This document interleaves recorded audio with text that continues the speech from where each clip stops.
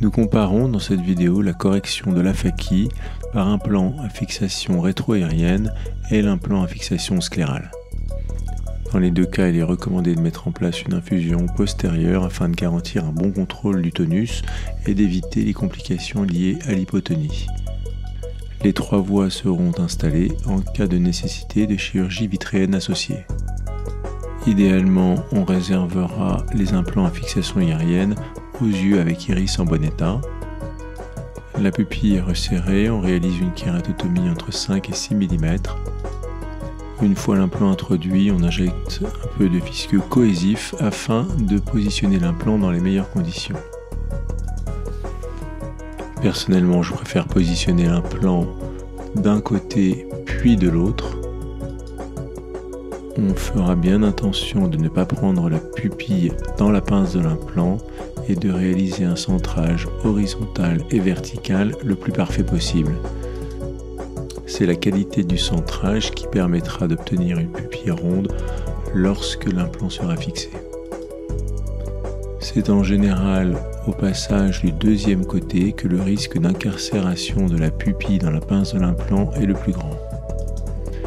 Il faut bien charger les pinces en iris afin d'éviter que l'implant ne se déclipse en post-opératoire. Enfin, on peut suturer la kératotomie. Le contrôle du tonus par l'infusion permet de limiter l'astigmatisme.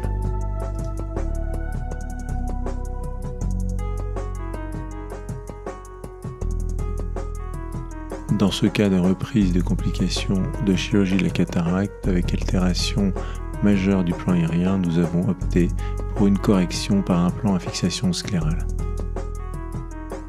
2 volets scléraux assez profonds sont réalisés. Personnellement, j'utilise des trocars 25 gauges que je courbe au préalable afin de faciliter l'abord nasal. L'incision est réalisée sous le volet à environ 2,5 mm du limbe. Je vérifie toujours au préalable que la pince passe bien par l'incision. Il est possible aussi de courber la pince pour faciliter l'accès en nasal si cela s'avère nécessaire.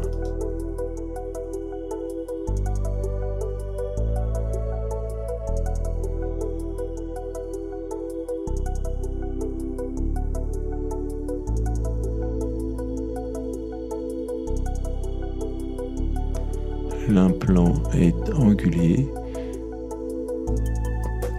Il est très fragile, il faut donc faire très attention à l'installation dans la cartouche. L'injecteur passe facilement par une kératotomie de 2,8 mm.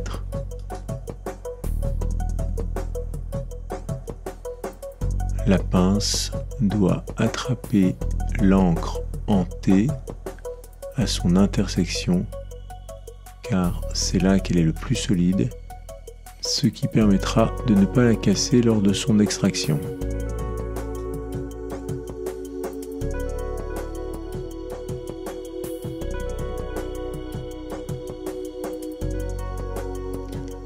La deuxième encre peut être présentée à la pince par un crochet de Lester.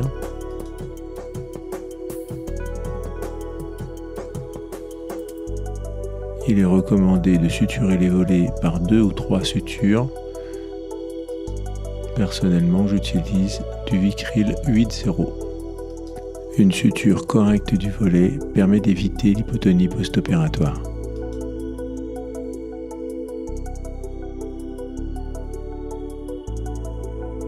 Dans ce cas, l'intervention se termine par une réfection pupillaire au fil de Prolène 10-0.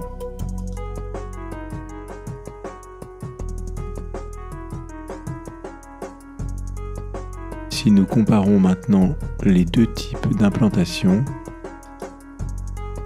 nos séries regroupent plus de 400 implants à fixation rétro-aérienne et plus de 80 implants à fixation sclérale. Les résultats sont très comparables, la différence se situe essentiellement sur le plan réfractif, l'astigmatisme étant significativement plus important pour les implants à fixation aérienne. Cette différence peut être atténuée en utilisant une voie sclérocornéenne. Il n'y a pas de différence significative entre les 2 implants concernant la survenue d'un œdème maculaire. À noter que les œdèmes maculaires sont significativement plus fréquents chez les patients aux antécédents de chirurgie rétinienne. Concernant les implants à fixation sclérale, ils ont un avantage sur le plan réfractif en raison d'une technique moins astigmatogène.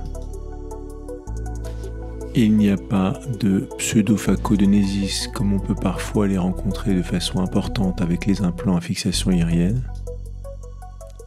Et leur mise en place n'est pas conditionnée par la qualité du plan irien. Enfin, il semble que la réalisation de volets scléraux profonds permet d'éviter de voir apparaître les encres par phénomène d'érosion sclérale. Évidemment, nous manquons encore probablement de recul pour en être certains.